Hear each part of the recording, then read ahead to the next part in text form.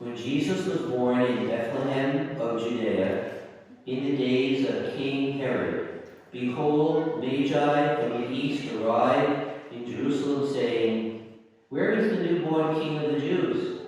We saw his star at its rising, and have come to do him homage. When King Herod heard this, he was greatly troubled, and all Jerusalem with him.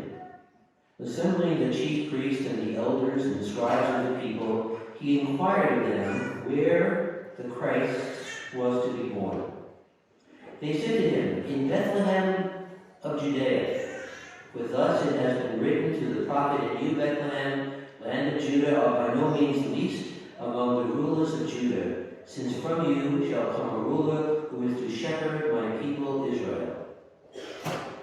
Then Herod called the magi aside secretly and ascertained from them the time of the star's appearance. He sent them to Bethlehem and said, Go and search diligently for the child. When you have found him, bring me word that I too may go and do him homage. After their audience with the king, they set out. And behold, the star that they had seen at its rising preceded them, until it came and stopped over the place where the child was. They were overjoyed at seeing the star, and on entering the house, they saw the child with Mary, his mother. They prostrated themselves and did him homage. Then they opened their treasures and offered him gifts of gold, frankincense, and myrrh. And having been warned in a dream not to return to Herod, they departed for their country by another way. Gospel of the Lord. Praise to you, Lord Jesus Christ.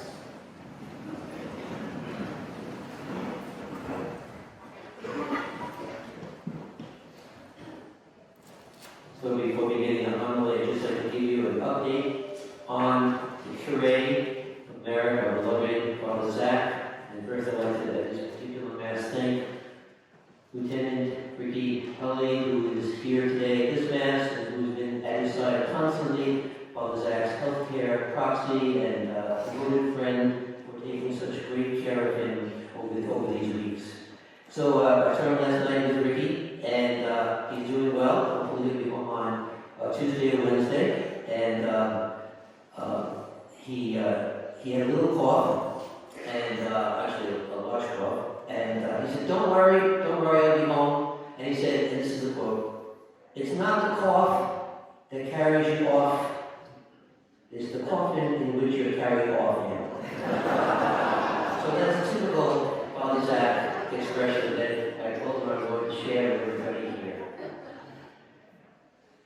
So on this next to last day of the Christmas season, tomorrow being the feast of the baptism of the Lord, as you can see on the font there, and on this first Sunday, 2024, I invite you to take home a copy of the Epiphany blessing, which is on the font also, and to reflect and to think about today the last line of that gospel that we just heard.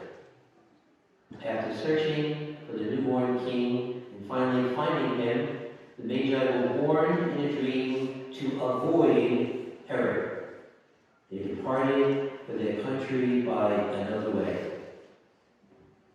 This is more than, what we might say now, GPS or Google Maps. It's more than geography. Because really, when you think about it, it is a profound lesson for all who have found Jesus after a long or difficult, or what brings us here week after week, our ongoing quest for Jesus in our lives, to bring Jesus to the world. And so it tells us a beautiful truth that an encounter with Jesus should continually change our lives. It's an ongoing process of journeying and discovering and reflecting Jesus' presence back to the world. And the ongoing desire and search for Jesus is meant to, you might say, alter, as it were, to alter the direction we should be taking in a more focused way, like the Magi, and to avoid what we should. So that's why symbolically we have the gifts presented at the beginning of the Mass today. And of course the gifts, the magi figures were on the font last week. Today they're in front of the altar. And next week when we return in ordinary time, they will be over by the organ there, symbolizing the mission that we are on for this new year, which is featured in the new calendar for January of this month. So the journey of the Magi, of yours and mine and ours together, sends us into the world to places we may not have imagined. Who knows what this year of 2024 or any year will bring? Certainly, the Magi learned that, and in their search to find a newborn king, they came and they were distracted by Herod, and they went, they had this dream, and they went a different route home. And so what does this tell us? And I think there are 3 points that I'd like to suggest about their journey and ours. The first is that we learn from the story that the newborn king was not the people who you might expect. He's not in a palace, he wasn't with Herod, he wasn't surrounded by servants, or wealth, or power, no trumpets, no fanfare, none of that at all. Jesus was discovered in a simple place where the Magi saw the child with Mary and his mother.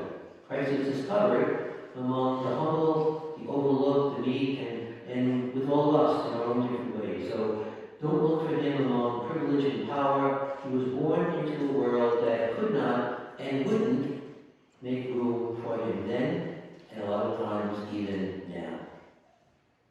Secondly, Christ's first home was off the beaten track. It was a small town. Most people wouldn't think twice about it. Herod didn't even hear about it until they told him about it. And Scripture reminds us later that the place where he grew up was a town where people sneeringly asked, "Can anything good come from Nazareth?" From the very beginning, in the first days of his earthly life, this most extraordinary of children was found among the most ordinary of people in the most ordinary of places. So ordinary that you had to search diligently, to quote Herod, you had to search diligently in order to find him. And I think this tells us a wonderful example. Jesus could be anywhere. Jesus is everywhere that we legitimately and spiritually search for, and not necessarily in the people, places, or situations we should avoid. He could be anyone, he could be everyone. You never know where we might encounter the Lord on the day-to-day journey to him. Thirdly, and finally, amid the darkness, Jesus was discovered where there is light. He is the light. A star, as we saw at the beginning of the Mass today, a star guided the procession in, and our invitation is to continue to look for the light and to follow the light. It's difficult to do that in a world that so often is overcome by shadows and darkness. Well, what did the Magi do? They did 2 things. They looked up and they looked out. Up and out. Up to the Lord and out for a new direction each and every part of the journey. So Isaiah tells us in our first reading today, "See, the darkness covers the earth, and the thick clouds cover the people. Yet upon you the light shines." But it all depends on the people. It all depends on us. Looking up, looking out to find God in spite of the darkness that was there 2,000 years ago and is still around us today. So as we begin a new year, let us, like the Magi, pay attention to the abundance of signs, the abundance of symbols, the dreams that are within us that are calling us to come to Emmanuel, with the gifts that we have been given in homage before God, to God, and to avoid the things that distract us away from God for the journey of 2024. This new route may be unfamiliar, and the signposts may be different, but it is worth the journey that brings us here. So happy Epiphany as we search further in new ways for Christ to be